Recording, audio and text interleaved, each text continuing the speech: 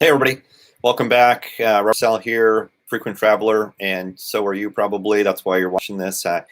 I've been mostly doing the coronavirus updates over the last month or so now, and I'm continuing to do them just because there's demand for that.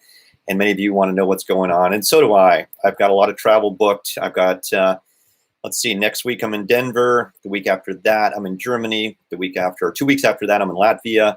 And then a couple weeks after that, I'm supposed to be in Russia. So I'm traveling almost every other week, if not every week. And so, of course, this is a big concern for me. And at this point, I'm looking at possibly canceling some of those trips. I really don't want to, but that may happen. I haven't canceled anything yet, and I will, I believe, go to Denver next week, but we'll see how it will go.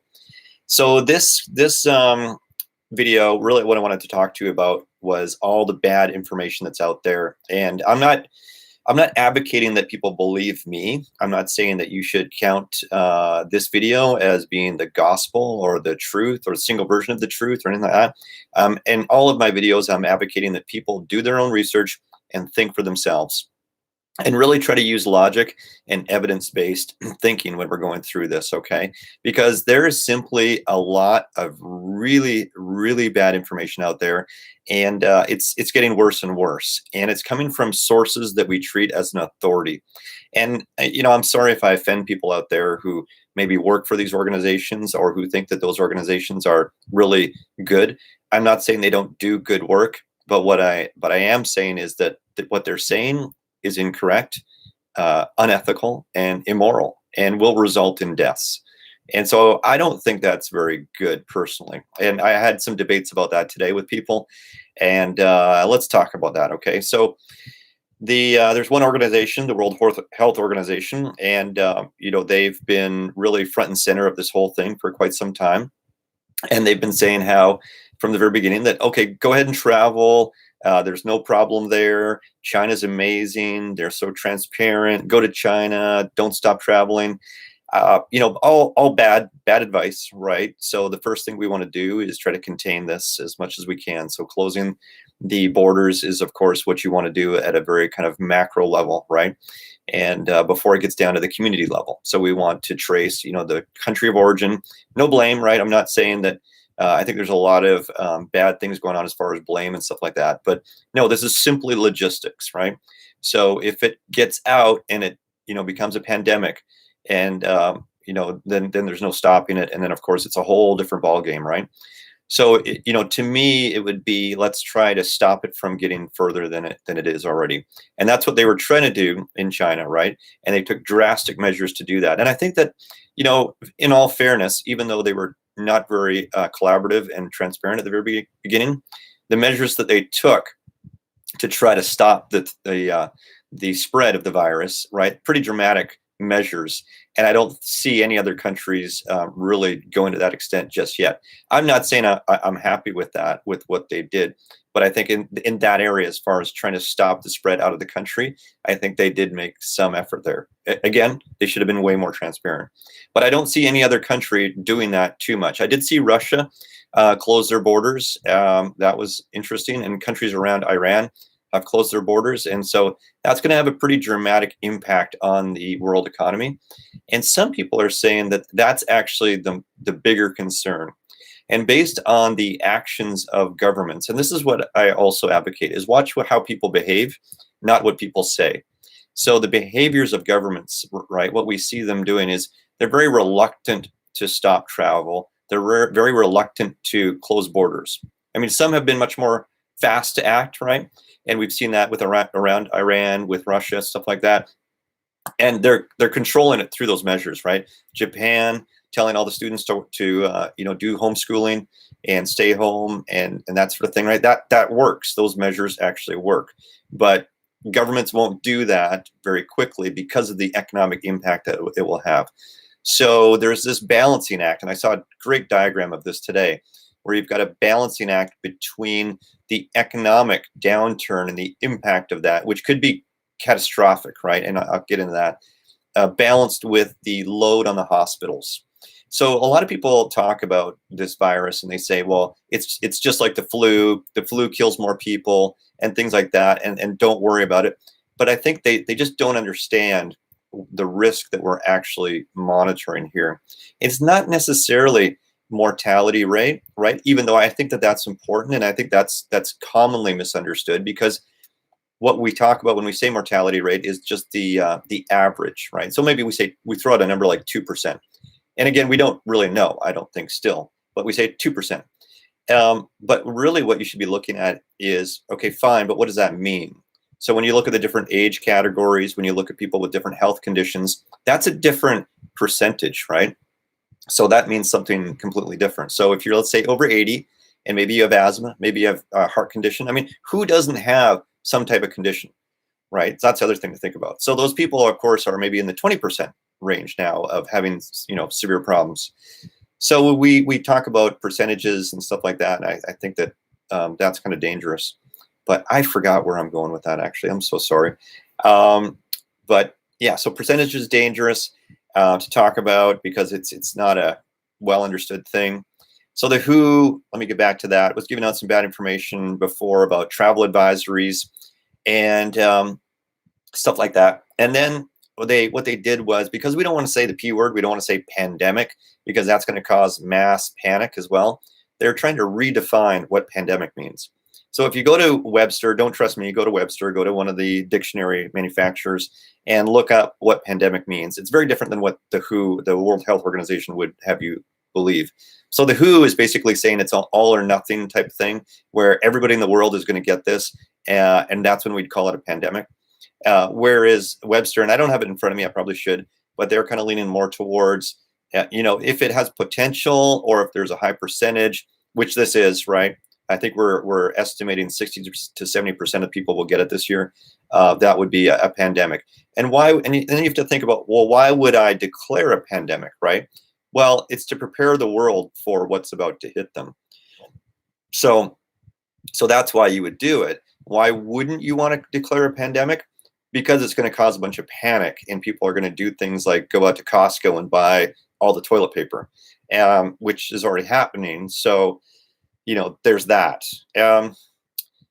So why, and then I think that's a huge component of why we're getting so much bad information right now, is because there's this kind of agenda, I guess, right, where we don't want to cause too much panic in the world. And I get it, and I totally agree with it. But I think that it's still misleading, right? So on the other side of it, let's say we let the infection run. It overwhelms hospitals. Oh, my light just died. That was weird. It overwhelms hospitals. And sorry, that's where I was going with this. So it'll overwhelm hospitals, not because of the mortality rate, as bad as that is, but it'll overwhelm hospitals because of the velocity of the infection rate. So that's really what is serious about this, right? Is, yes, the flu is out there. Yes, this is similar to the flu, but the flu, we're very familiar with it, right? Yeah, if you get the flu, you go home, you eat chicken soup. With this, we don't have all the details of what you should expect, although we're getting more and more of those every day.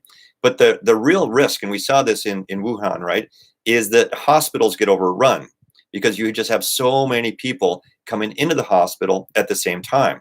That's what we want to avoid. There won't be a vaccine for another year, maybe 2, right? Although in the news, there is some really interesting things that are coming out that look promising. And some companies are saying that they can actually deliver faster than that. Well, we'll see, right? But there's only, 3 different options for us on how this is going to play out. And one of them is we just all eventually get it.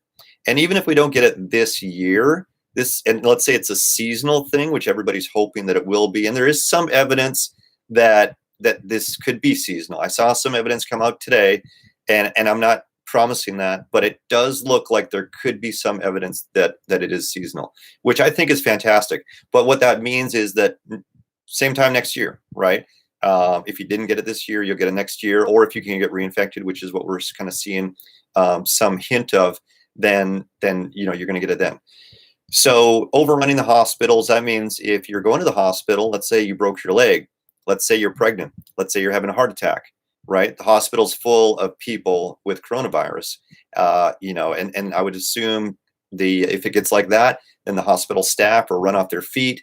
Some of them are getting sick, right? It's just a really bad situation. It's a wartime situation at that point, right? And in China, we saw them declare kind of a state of war, of an emergency, because that's what it's like, right? You're just doing triage all day, and it's going to get really ugly really fast. Not necessarily because of the mortality rates, right, of this disease, but because of the rate of infection, right? The rate of infection bottlenecks the hospitals and causes all sorts of really bad things. That's what we don't want. What we want to do is slow this down if we can, so that we're not all sick all at the same time, right? So if we all get sick, like let's say one person gets sick every day, don't even notice it. Let's say 1,000 people, 10,000 people, right? Even more per day. If we can keep it at that throughout the whole world, right? That's not a problem. That's the flu, right? So not a concern. But this is spreading so much faster. And I saw a great chart on that as well, where it was showing the rate of infection much more than the flu, right? So when you combine that with, we don't know, a bunch of stuff, and you combine that with the risk of people with complications or underlying symptoms and things like that, then yeah, it could be bad. So that's the extreme on one side, which we're heading very quickly towards. Now, if you were to balance that out, let's say, and close all the borders and quarantine in place and do all these things like we saw in China, well, now you're leaning on the other side, and that's, you're moving towards economic disaster, right? Which could potentially be worse, right? So if we think this through, we've got things like the banks start to default, people they're not making any money anymore, so they can't pay their loans. We have all these things that could lead to some really bad things, right? That's where you start to see civil unrest, martial law, and that doesn't clean up very quickly either, right? So you have whole countries in chaos. People lose all their savings. We don't want that either, right? And that potentially could be worse, depending on what the other side looks like. So I think that's what a lot of countries are thinking about right now. When their leaders go into the back room, they've got all the advisors. I'm guessing that there's a lot of discussions around okay, what are we going to do today? This is what we're looking at. So many people sick, so many people dying. How tough are we going to get, right? So I think that's what we're seeing, and there's no blame there. But I think the transparency, I think a lot of us are smart enough to be able to deal with that transparency. So that was one bit of disturbing news today. The next bit of disturbing news was out of the CDC. And I don't know why I get so frustrated with organizations like the WHO and the CDC. I think because I held them to higher regard. I think I had hoped for more and hoped that we would do better in North America than what we're doing. So I don't know if many of you saw the news video. It's on YouTube as well. They were interviewing some of the doctors in the hospitals, and there was one particular doctor that said, it's basically a terrible situation because he doesn't have test kits to test with, right? So I guess the old saying of, if you don't test, we don't have any infections, right? True. But there's thousands of people out there now in North America that are infected, that are passing this off to other people that we don't know about. And so to catch up and to try to get ahead of that, almost impossible, right? And thanks CDC, because apparently the story was they sent out all these test kits, and then they said, oh no, send them back. We'll send you new ones because there's something wrong with those, right? Too late, way too late. And I guess the hope is that the CDC will send out more test kits soon. Too late. That bus has left, right? We're dealing with a highly contagious disease that doesn't wait for you. I'm sorry, but your little committee that needs to talk about how you're going to distribute those test kits, all that stuff, too late. Just sorry, but terrible failure, just utter failure, right? Trump was on and he was saying that they're going to distribute 15 test kits. Great. Who are you going to send those to? 15,000 test kits. Who are you going to send those to? Like, that's not even enough for one town, right? So, don't even bother really at this point. And then, they said that maybe we'll get up to 50,000 at some point. Again, not enough, too late, right? By the time you get those out, way too late. So luckily the FDA said, okay, some of the clinics out there, you can go and just do your own testing, figure it out, and we'll go by that. Well, okay, good move, right? And obviously that's a huge move because somebody lost billions of dollars in that decision, right? Because what they're doing is just deferring outward, which is in an emergency like this is what you have to do because you can't act fast enough. You're never fast enough in a situation like this. So it's very rare that you can actually win unless you are just total guerrilla warfare, let other people make decisions like this and report in. But so the FDA released that and let these places do that. So now what we're going to see is a huge spike in detections of infected people, which, there's thousands already missing because of our latency there. But nevertheless, probably a very small, good step in the right direction. So that's a little bit of light shining on this. So hopefully we see more of that behavior. But, between the WHO and the CDC, I don't know who's worse. But, oh, no, actually, I think I do. So the CDC now have been saying, and this has been parroted by many other organizations and companies, saying that, oh, you don't need to wear masks because masks won't help you. Oh, this is the actual argument. Okay, get this logic. So they say, sorry, I gotta get comfortable for this one because I'm getting wound up here. So they say you don't have to wear masks. Don't wear masks unless a healthcare professional tells you to. And masks are only good for the people that are already sick. So if you're not already sick, then don't wear masks. What? That's stupid. Like, okay, not only does it not make any logical sense, which I'm going to break that down in a minute, it's just dumb. So I had this conversation earlier today with somebody, and they said that. I'm like, look, dude, if you take a handful of toilet paper and you shove it down your mouth and then you stick it up your nose, you're better off, right? Because things aren't going in your orifice, right? So it's good. So I would think, and correct me if I'm wrong, that if you take something and do this with it, right? So now not only am I blocking some things from going into my orifices, right? My eyes are still open, so that's a different problem. But nevertheless, I'm like 50% there, right? But also I'm not touching these things, which is half the battle, right? So, I'm sorry, but if anybody makes that argument, it's just utter ridiculousness, right? And so then other people are saying, well, Rob, actually, masks aren't very good because they don't fit very well.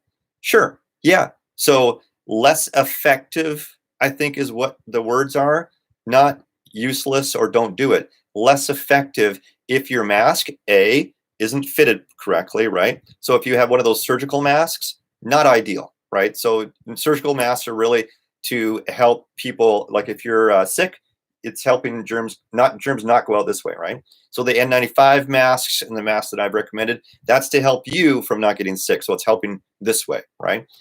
Nevertheless, if the only mask I had available was a surgical mask, I would wear it. So the whole nonsense of masks are not good, people are saying that for two reasons, right? So the first reason is people are saying that don't want to shell out the money to now buy an expensive mask because now they are expensive. If you were to have listened to the people earlier, a month or so ago and bought some masks, you would be in a good state and you wouldn't be saying don't wear masks, because the people who are saying that, they don't have masks. So they're thinking, well, I don't have a mask to wear, so you shouldn't wear your mask either. Yeah, no, sorry, that doesn't work for me. I don't want to get sick. I don't want my family to get sick. I'll wear a mask. Thanks. And the other people that are saying don't wear a mask, I think, are really, and I'm trying to figure this out, if this is some sort of big conspiracy. I don't think so. I think it's just nonsense. But I think that there's a concern that there's just not enough masks. And this is actually a valid argument that I've heard quite a bit and is true. I believe it to be true. So if anybody can, give me insights into this, and if it's not, or if I'm missing something here, let me know. I don't think we have enough masks in North America, right? So someone said, I read a quote earlier, it said we have 30 million masks, roughly. I'm sure nobody's counted, but we need 300 million for a pandemic of this nature, is what I've heard. So that's, I don't know. Let's say that's true. Regardless, I just don't think we have enough masks, is what it sounds like, because they're gone on Amazon, they're gone in the hardware store. It's really hard to find a mask, and if you do, it's going to be super expensive. When you combine that with the fact that we have, our healthcare providers in North America, for the most part, are unionized, right? And of course, they care about their families just as much as we do, right? They don't want to go into work, and I wouldn't want them to necessarily, without a mask on. So if they don't have masks, we're screwed, right?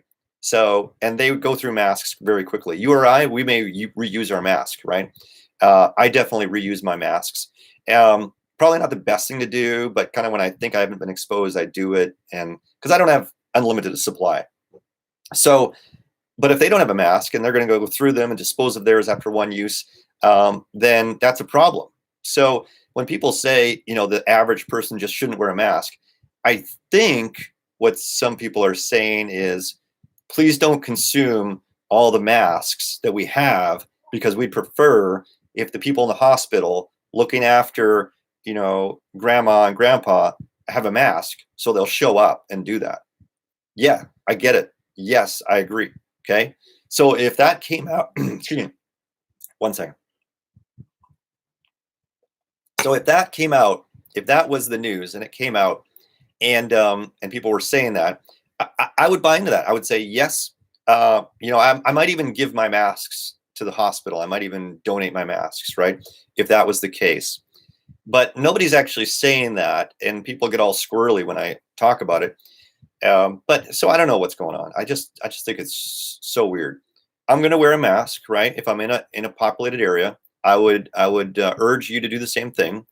Every country where we're seeing mass infection, they're wearing masks, right? When we look at healthcare providers, they're wearing masks, right? So the idea that you shouldn't wear a mask, but only healthcare providers should, that I don't understand either, right? So nobody wants to get infected. Yes, healthcare providers have a greater chance of exposure. Yes, but that doesn't mean you don't have any chance of exposure, right? So it really, the only argument that makes sense to me is we just don't want to run out of masks, and we're worried that we will. Yes, I get it. Yes, I agree. Yes, that's a good argument. So anyways, the other argument that I've heard from some people is that the masks just aren't effective because they allow the virus to get in. They don't filter it enough. And that's also not true, right? So look at the rating of the mask. I did another video that talks about that.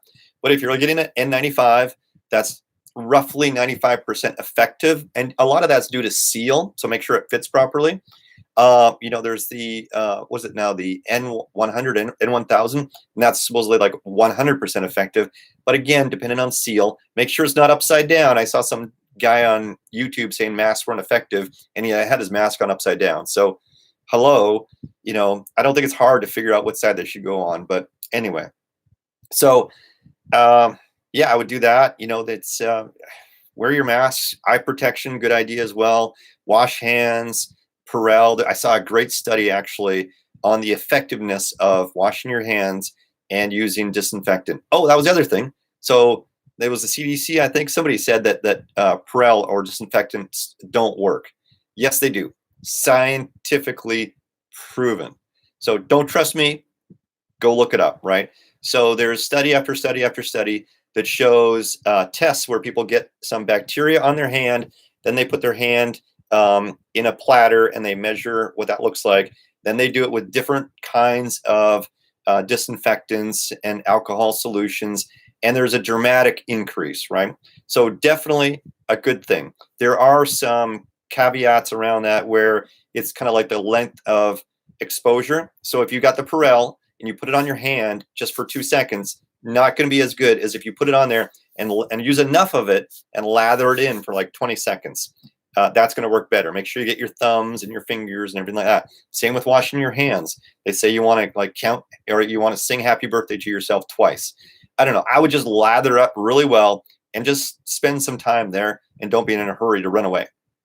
So, yeah, so that's what I would recommend there. Just use your common sense. A lot of what people are saying, for whatever reason, is just not true, right?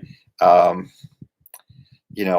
wish it was better guidance out there, but it's unfortunately not. Okay, so I'm still planning on traveling. I've got Denver, Germany, Latvia, Russia, back-to-back kind of thing, all planned. I have not canceled anything yet. I'm pretty much 95% certain I'll be going to Denver next week, and I'll be flying there. I'll be wearing a mask when I'm on the plane. I checked where the plane is going to go before it picks me up. So what is the train, or what is that plane's route? So is it going to go to China before it picks me up? Like, where is it going? So it's not. That's a really great trick to do. So you can use, I think it's Flight Tracker app to look at that. Highly recommend that because I want to know that, right? That kind of tells me what my risk and my exposure is. So I'm going to do that. That's good. And then Germany, Latvia, Russia, rather, really excited to go there. I just don't know if they're going to, well, they may cancel the events that I'm going to go to, because I typically go to events there, conferences and stuff like that, that are, 1,000+ people. And in some countries, they've already canceled those. So I'm a little bit worried that they're just going to cancel it anyway, and then I have no real point to go. So there's that. And then they may cancel the flights or they close the borders on some of these countries as well. So my biggest concern is not getting there. My biggest concern is getting back. And so I'm just making sure I've got all my paperwork in place. People know where I'm going, and I've got a backup plan. Let's say I've got I get quarantined in one of those countries. What do I do? And that's a big concern. And so to know people in the country, and I have to kind of assume that I'm not going to be in a hospital. Although if I am, how's my healthcare covered, right? Do I have insurance for that country? And I think that I never used to buy healthcare insurance when I traveled. Well, a lot of times it's covered through your work, which is good. But that's something that you want to check into before you travel at this point, is if I get sick when I'm there and I'm hospitalized, who's paying, right? What does that look like? You really should know the answer to that. Things you can look at are your credit cards. Okay, does it cover, if I make the purchase with my credit card, am I covered? And what does that look like, right? What are the details of that? What countries does it cover? Does my work cover it? And things like that. And if I have to pay it out of my own pocket, how expensive is that? What's the quality of service look like? All those sort of things. And, I guess just right now, it's a little bit less travel. Cruise ships, a lot of people saying just don't do it. Don't do a cruise ship right now. I'm sorry if you work for a cruise ship company. I hope that business picks up.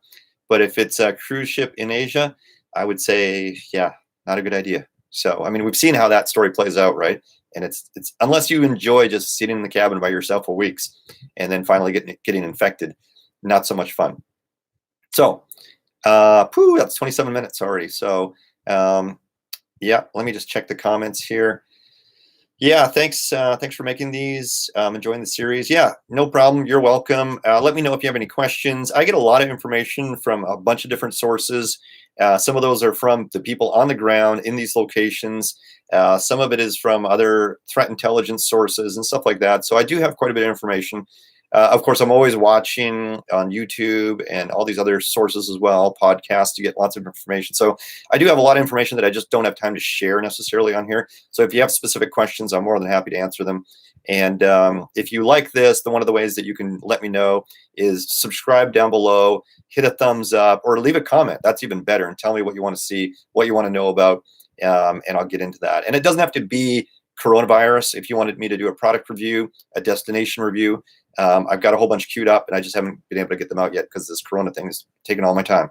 So, but I'm happy to do that. All right. So that's it. Safe travels. See you guys later.